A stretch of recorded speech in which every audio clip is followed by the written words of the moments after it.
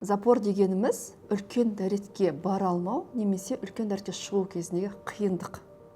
Дефекацияның бұзылысы.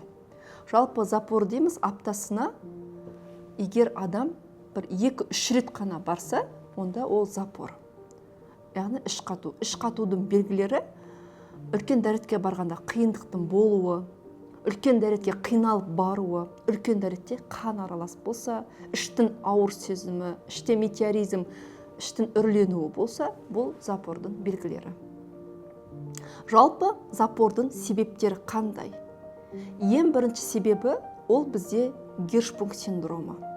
Гиршпунг синдромы дегеніміз нерв талшықтарының кейбір бөліктерінің істен шығуы, жұмыс істемеуі. Соның салдарынан шек бұлшық еттерінің перистальтикасы, қимыл қозғалысы болмайды.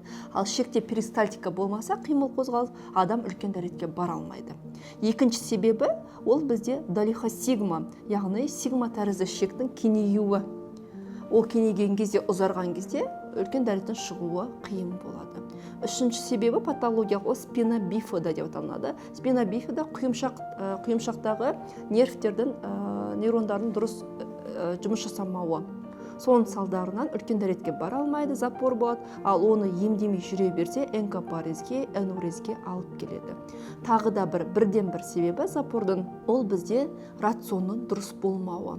Егер рационда жеңіл көмірсу тағамдар болса, тәттілер көп болса, ұнды өнімдер көп болса, адам үлкен дәретке бара алмайды. Вздутие живота болады. Оның барлығы шектегі зиянды бактерияларды қоректендіреді. Келесі себебі ол бізде өтте проблема болса, өтте застой болса, өтте дискинезия, өттің қисаюы болса, тоже бізде запор болады. Себебі өт толған кезде, ол толған өт застой, соның салдарынан өт қышқылы шекке тамбайды. Шекке тамбағаннан кейін шек жұмысын жасамайды, адам үлкен дәретке бармайды. Келесі себебі шектегі зиянды бактериялардың көп болуы.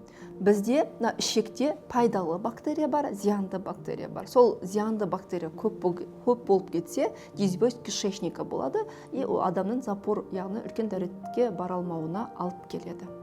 Ал енді осы запорды емдемесек не болады? Бірінші жағдай, ол бізде адамда психоэмоционалды бұзылыс болады. Адамда енді іштегі бізде үлкен дәрет шықпағаны, іште тұрғаннан кейін адамда ол дискомфорт береді.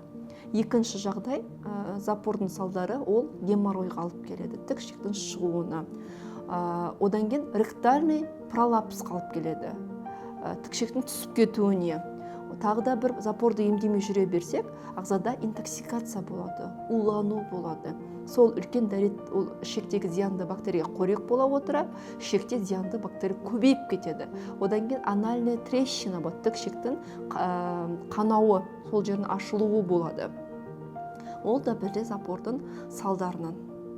Ал енді запорды біз үй жағдайында қалай емдейміз? Ең бірінші рационнан тәтті, ұнды өнімдерді алып тастауымыз керек. Таңертең ұйқыдан ояндық па, міндетті түрде 2 стакан ауыз күймейтіндей су ішуіміз керек. Бала болса 1 стакандай жылы су беру керексіздер. Ыссы су ол өттің сұйылуына алып келеді.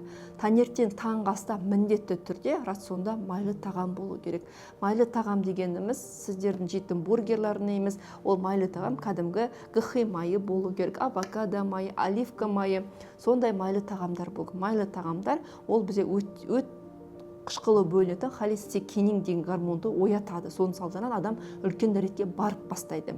Тағы да бір үй жағдайында көмектесетін арнайы препараттар бар. Мысалға, ұйықтар кезде магний цитратты қабылдау керек. Бала болсын, ересек болсын, псилиум деген өнім бар, клетчатка, соны қабылдау керек. Тоже бізде ол үлкен дәретке жақсы көмектеседі. Қосымша арнайы файбер, клетчатка, мысалы Culture Kits деген препараттар, сондай препараттарды қосуымыз керек болады. Ал рационда всегда чернослив или қызылша болса, ол да слабительный әсері бар.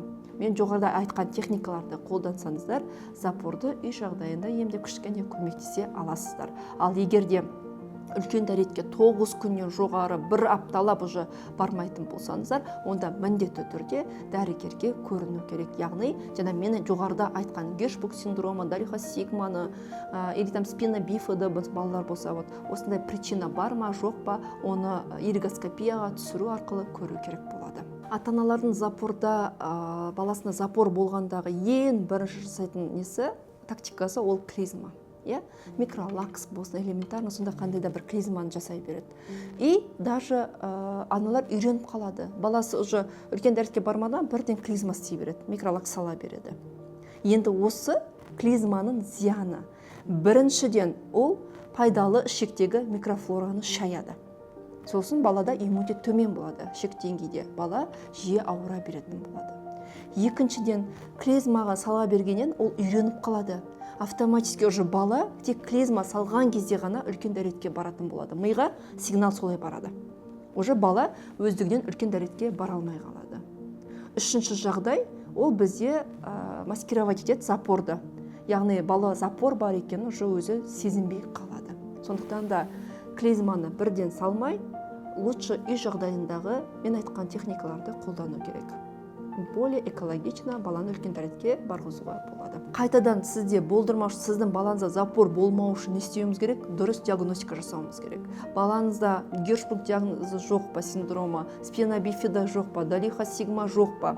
Осы үш патологияны анықтау керек. Екінші жағдай, баланың өті сау болу. Всегда баланың өтімен жұмыс жасау керек. Балада өті сұйылу үшін күнде таңертең ауыз күймеде ыссы су беріп тұрыңыз.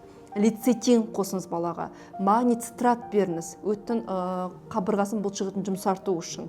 Хотя бы фламин, өт айдайтын препарат беріп тұрыңыз.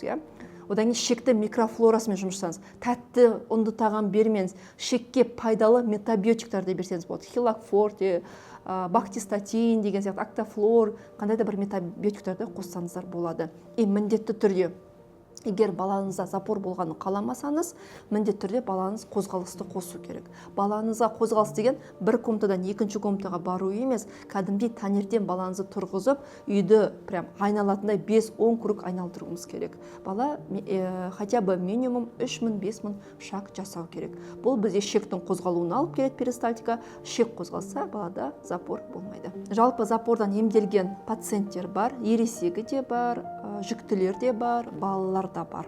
Жасқа сай адамдармен жұмыс жасаймын. Жалпы запормен келген адамға толықтай чекап консультация жасаймын. Ең бірінші причинасын білемін. Өттен болды ма, или шектен ба, или щитовидкадан ба, неден проблема болып жатыр, сол причинасын алып тастаймын. Мәселен, менде ересек адам болды, прям 7 күндей үлкен дәретке бармайтын. Айналып келгенде оны зерттей келе, ол адамда проблема өттен болды. Өті оның қисық болды всегда, қисық өтте всегда запор болады. Оны всегда өтін айдап тұруым керек болды. Ал осы жақында ғана, осы мама врач проектісінде менде кішкентай бала болды, 9 күн үлкен дәретке бармаған, ол егіз бала, Қызылордадан, Шиеліден. Егізінің сынарында долиха сигма болды. Долиха сигма тәрізді шектің кеңеюі, ұзаруы, содан бала үлкен дәретке бара алмайды. 9 күнде үлкен дәретке бармаған. Екіншісін енді мамасына түсіріңіз дедім, иригоскопияға шегін. Арнайы контрастпен иригоскопияға түсу арқылы біз осы долиха сигма бар ма жоқ па анықтай аламыз. Бірақ та долиха сигма болса да біз шекпен жұмыс жасауымыз керек. И мен арнайы 4R программа бойынша схема бердім. Аллаға шүкір 9 күн бармаған бала сразу сол дәрілерді қабылдаған күннен бастап үлкен дәретке барып бастады. Долиха сигма ол өте ауыр патология, прям сигма тәрізді шек кейінген баланы үлкен дәреттен шектің бойымен түсіре алмайды. Қанша күшенсе де түсіре алмайды. Бала терлеп кетеді кәдімгідей, шаршап кетеді, әлсіреп кетеді. Бірақ ана үлкен дәрет келіп тұрды. Сонымен мамасы сондай, мә шүкір, менде балам 9 күн үлкен дәретке бармаған балам, үлкен дәретке еш клизмасыз, еш слабительный препаратсыз барып бастады. Өзіңіздің балаңыздың денсаулығы жайлы осындай толықтай ақпарат білгіңіз келсе, бұл мен айтқан ақпараттарды сіз кез келген желіде интернетте таба алмайсыз. Бұлар практика жүзінде дәлелденген ақпараттар. Осындай пайдалы ақпаратты білгіңіз келсе, міндетті түрде мен Инстаграм парақшама, доктор Шахабаева парақшама тіркеліп қойыңыз. Алда да көптеген пайдалы ақпараттар салатын боламын.